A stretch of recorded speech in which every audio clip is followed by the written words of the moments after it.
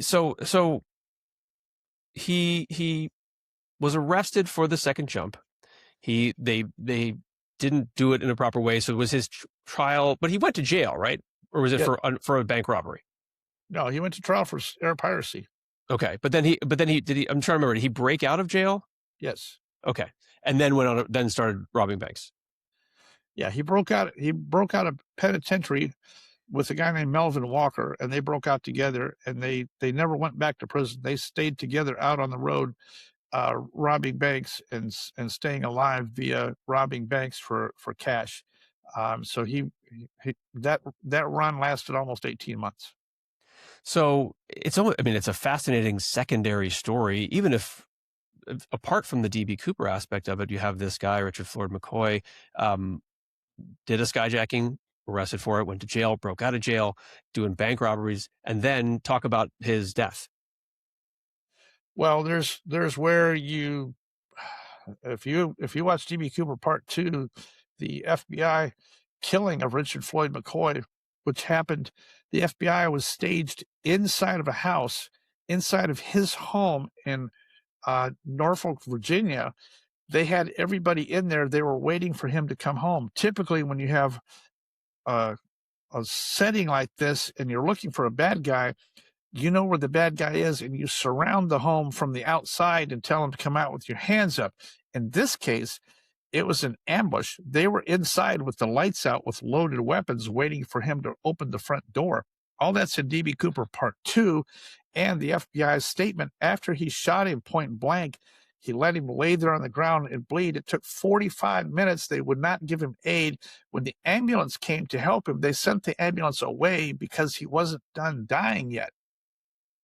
And you interviewed the FBI agent who actually shot him, was there, and it was wild seeing. And you presented this to him, saying, "Hey, the ambulance, it said he was not a fatal wound. It said, you guys let him die. Why were you inside?" And he even used his own gun, a non-FBI issued gun. You kind of asked him these, and he stuck to his story. He just said, "Nah, that's not true." But could you feel in that moment that he was hiding something from you, or did it feel like he genuinely believed what he was saying? Well, I could feel in the moment he was completely realizing that he had been led into an ambush. I completely orchestrated his ambush, knowing the answers to the questions that I was about to ask him in advance, knowing full well what I'm about to pull out and show him. I asked him questions such as, when you shot him, where did you hit him and did he die instantly? And he said, I shot him square in the chest and he died instantly. And I said, well, actually, I want to talk about this. Here's a picture of the autopsy. Here's a picture of the corpse. This is the bullet wound. And I have the copy of the autopsy. Let me read it to you. And his face, you could see the color leaving his face. I had backed him into a corner. He was on camera. He had already signed all the legal documents. He was completely trapped with 9 cameras and 4 audio sources running. And he knew he was completely trapped. Every question that I had led up to was designed specifically to ambush him, knowing what he was going to say. And in the very end, he had no good information. The ironic thing is that he used the same gun on that killing that was his own personal weapon. He took it to the killing on purpose, and after the killing, he kept it as his own personal possession. And that's not legal in the FBI world. You have to use a service weapon issued by the Bureau for those operations. And he came home. Nick O'Hara only killed one person. His entire service as an FBI agent only killed one person, and yet he took the stock of that 870 shotgun and he notched it with a notch for McCoy. And he wanted me to feel the notch in his gun. That's how proud he was of that weapon. Yeah, that was wild. And you even interviewed other people, at least I remember one person about that. Like, hey, you were FBI. Would it be, or you're law enforcement? Is it bizarre that he would bring his own gun to a stakeout or wherever you're calling this? And they're like, yeah, you get your service weapon that's from whatever, wherever you work for. You don't bring your own guns to these places. And yet O'Hara seemed to be like, nah, it was cool. I just kept it in the trunk, right? Yeah, well, you can ask any cop, walk up and ask any cop what the odds are of you bringing your own personal gun on duty with you and putting that in your holster. What are the odds today of ever doing that? Is 0. Absolutely not, and it was the same rule in those days. You cannot bring your own personal weapons on the job. So, um, let's go back again to the barn. So you discover on camera this parachute. It's got McCoy's name on it, and you show close up the stitching, as you mentioned, very shoddy stitch work, and you showed the modifications. And so the idea being, and Earl Cossey has talked about, okay, these are the modifications I made, and you found this parachute belonging to McCoy. And we know he did the 1972 one, so it's a little bit of like 1+1 = 2. So what has been have there been has there been pushback on the parachute itself? People saying, oh well, couldn't McCoy have just modified his own for the 72 one, and that's the one you're holding? Yeah, there's been lots of pushback. I call those guys idiots. The name McCoy was not stamped anywhere on that parachute. Oh, it It wasn't? was Okay. it was not marked in any way. It was a olive drab green military bailout rig, highly modified to become a personal sport rig with the ripcord moved, and that's all it was. But yeah, there's in any story you're going to have naysayers. I label them all as idiots. They have no idea what they're talking about, and they have their own personal agenda.